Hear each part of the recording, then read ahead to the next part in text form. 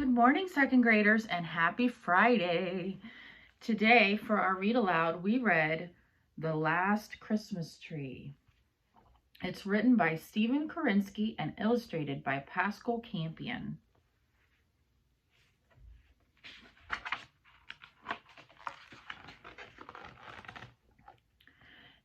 Almost exactly a month before Christmas, the trees arrived for the holiday. On the day before, the lot had been empty.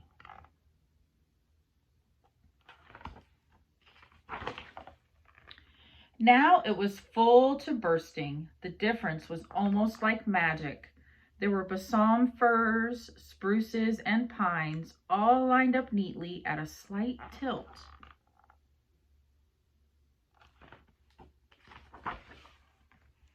In the middle of one row, wedged between two bushier companions, one particular tree trembled with excitement. It was not very tall, and in truth a bit hunched over, not to mention the branches that were missing here and there. Still, no tree was more filled with the spirit of the season. Surely everyone would see that at once. Which tree do you think they are talking about? Which tree do you think is filled with the most excitement?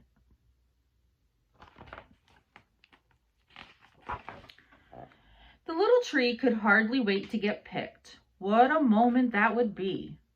It imagined itself covered with lights and ornaments and with presents tucked in snugly underneath.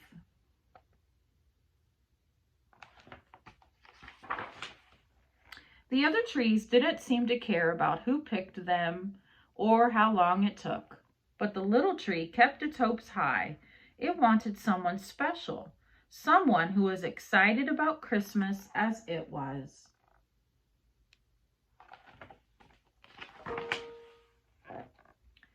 As the days passed, the trees were sold one by one. A few people made up their minds in an instant. They knew what they wanted, and that was that. Others went back and forth for what seemed like hours, and sometimes it was.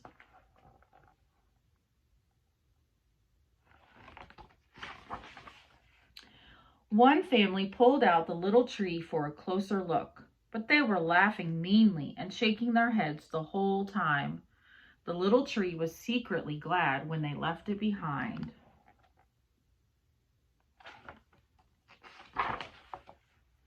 As time went on, the remaining trees were spread out, the better to show themselves off.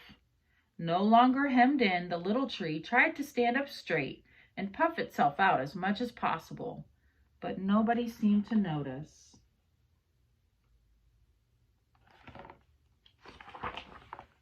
The lot got emptier and emptier.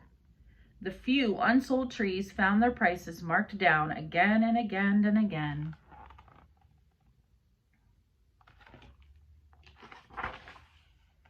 On Christmas Eve, the little tree looked to the left and looked to the right. It was all alone. A sign was hanging on it in big letters. It wasn't an ornament, not really. But the tree chose to think otherwise. What does that sign say? F-R-E-E.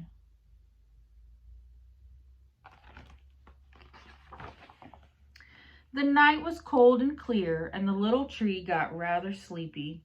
Just before dawn, it thought it heard a jingling sound, but it was hard to be sure.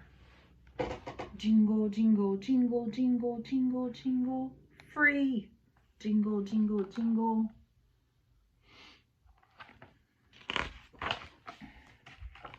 The next thing the tree knew, it was gently picked up and placed in an empty sack. This wasn't what the tree had expected at all.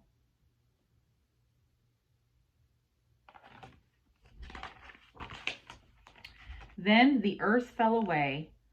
Far below, the other trees were covered in all of their finery. The little tree had no idea where it was going or how long the journey would take. Where do you think he's going?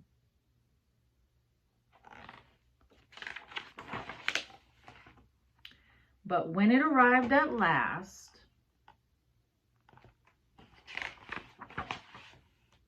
the little Christmas tree was finally home.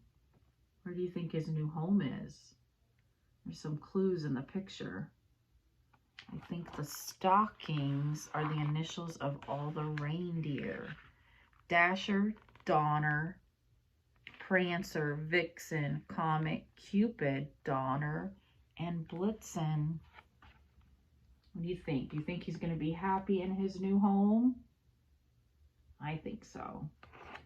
Have a great Friday and a good weekend. Thank you, everyone.